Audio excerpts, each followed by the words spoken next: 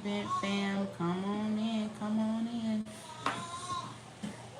Come on in. I ain't got nothing either. Enough? Hmm. Kingy, can you get your sister bottle? All right, y'all. So I'm just coming in. I'm gonna talk about a few things while my blue crabs are in the oven.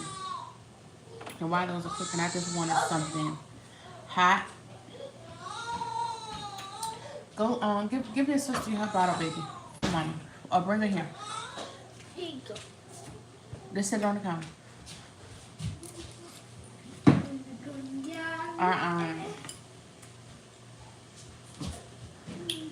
I wanted to talk about a few things that I've that's piqued my interest. So I don't know how many of you watch um, Nightcap with Chad Ochocinco and Shannon Sharp, aka right? Oh, this is so hot. I'm eating like a soup, but it's too hot. Hey, mommy. So this is baby Sky, Princess Sky. Say hi, princess. Hi, mama. All right.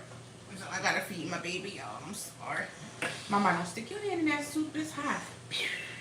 So I don't know how many of you guys watch this show, but It's called Stranger Things. no, not Stranger Things.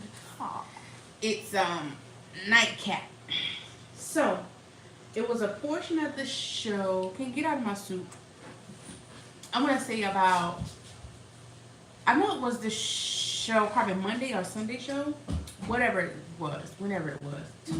But the portion on there where they played the recap of Trayvon Boykin, do you guys? I'm pretty sure you guys heard about it because it's been all over the place. But he was on somebody's podcast. All these podcasts, guys, is talking about stuff. He was on somebody's podcast giving information that wasn't needed. So, in a nutshell, he basically was on there talking about how Russell Wilson, he invited him to a Thanksgiving dinner that him and his family hosted. None of his biological family was there. Um, just him, Sierra, and the kids, and I forgot who, and basically like I guess whoever she wanted to be from her family. Hi, Spider Sammy. Quickie talking to no. So yeah, so Trayvon Boykin, he was on a podcast and he was talking about, I guess the experience that he had at Russell Wilson's house for Thanksgiving. And thank you. And I just thought it was just so rude and just so tasteless. Like someone invited you into their home. Like that's just the most sacred place for anyone, and especially when you have children. And then for you to turn around years, I don't know how long it's been. I'm pretty sure it's been a while now because he hasn't played the Seahawks for a while. But for you to come out and discuss what took place, it's like, how dare you? That's just so rude and just so classist. Like this man thought enough of you to invite you into his home on Thanksgiving. So why were you so concerned about where his family was and all the vibe were weird and this and like, yeah, it was weird because you probably were there. You were the one who was making it weird. Like I just thought that was just so rude, and then for him to actually voice it and say it for billions of people to hear it and for it to be in the universe forever, for endless time.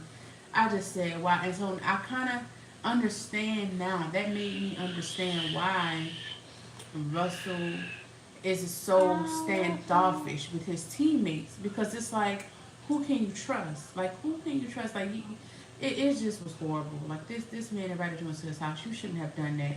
And the guys, I just didn't like how the hosts, they didn't hold him accountable. Like, no one was like, that was messed up. You shouldn't have done that. Like, why you was talking? It's like everybody's just looking for a moment. And nobody is man or woman enough to put somebody in their place right there in the moment. Like they should have said, "Nah, we're not going to allow you to have that conversation. You know, find something else to talk about. You want a moment, find another moment." And so I didn't like it. Kingy, say hi if you're gonna be making faces. And so that was one thing that kind of ticked me off that I heard while I was listening to it. I was like, yeah, I would be upset too. I can understand why a lot of people who've been raised halfway decent feel some type of way, because it's like just because you think something, it doesn't mean you have to say it. You don't have to, or your mom or grandparent would say, if you don't have something good to say, then don't say anything at all. And it just goes back to that. You know, just have some class about yourself. Don't come out and somebody, allow you to sit to their table and break bread and they feed you and show you good hospitality, and then you come out and do something like this. Nah, that wasn't cool. That wasn't cool. There's nothing attractive about it. No, that was a no. Hi, hello. And then the second topic that kind of piqued my interest, it was on, I don't know how many of you watch Funky Dineva. So, or Quentin Latham, which, however you know him. But he has a show on YouTube called Funky Dineva Live. So he came out with some explosive news today. He so I don't know how many of you been keeping up. So him and Tamar Braxton, they used to be, I guess, civil or really good friends, or at least I think in his mind he felt that their friendship was genuine between the two of them. And I really think that's why this situation is hurt him the way it did, because you can, even through his commentary and even through some of the tea that he spilled, you can really tell that he was hurt. I genuinely think that he is hurt, and he said that he's hurt, that their friendship is in the place that it's in. But it's like, how can you amend it if the other party is constantly taking jabs and stabs? And what people fail to understand is, you can't hit a person and then tell them how to react. For every action there's a reaction. So for the people that's in his circle that know them both, or are like common friends between the both of them, and they're telling him like, oh, just ignore her or just not paying no attention, it's like, well, no, if you guys aren't relaying the same message to her, how is that fair to him? So basically what happened, from what's out there, and what he stated, it was around his birthday, I guess, and they were out on the town, and somehow or another, she got home the next morning. She claimed she woke up, she was covered in a pool of blood. She nearly died. It was just a lot of gaps in the story, right? So people automatically start to assume that he did something, because she was, I guess, like last seen with him, and they was like, oh, just they started making all type of speculations, right? And so he talks about this on his show, and he was like, he kind of sat back just to see if she was going to address it, or at least clear his name, to be like, well, no, you guys, Quentin didn't have anything to do with this, so just don't involve him, right? But she didn't do that. She kind of added fuel to the fire. She just left him out to dry. And so I understood his frustration. And then the comments that she was making, it kind of leaded one person to think, or lead you to think that, well, did he do this? Because she just never really answered. She just, like, the way that she answers, it always leaves room for speculation, or it just makes you confused as hell, right? So it died down for a while. So she ended up doing a podcast or interview with Lori, somebody. She recently did an interview, and the question came up again about what happened. And thank you. She's a high princess. Thank you so much. And he addressed it, and he was like, you know what? He held back when it initially came, when it all started. He held back. He was like, there's information I can tell, but I'm not going to tell it, because she was my friend, right? So he was basically, he had like friend code. He wasn't going to spill the beans. But I guess he's to point out, he was like, it's whatever. So on his live yesterday, y'all, he spilled the beans. He told it all. He said they were out. The reason why he didn't go upstairs when Tamar got home is because she went upstairs with Mendices. Yes, so for you guys who don't know who Mendices is, Mendices is a Yandy husband off of Love and Hip Hop. They originally started on Love and Hip Hop New York, and now I think they're on Love and Hip Hop Atlanta, or they bounce back and forth on the franchise. But yes, Mendices, I just was like, what? Because I'm like, I thought that Tamar and Yandy were friends or at least cordial. Am I wrong? Do you guys even watch these shows? But it's a mess, y'all. It is a mess. Do you understand me?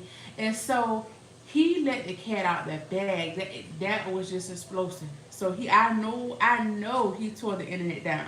If it's not still burning, it's probably demolished at this point, because she never, with all the questions and interviews, that never came up. That never came up. That Mendices was also one of the people who was out and about with them on that night. And so how Quentin described it, he would dip in and out, or it was very secretive. So if they would come, they wouldn't come together, but they would be at the same location, and stuff like that. So that's how they have. And I just was like, wow.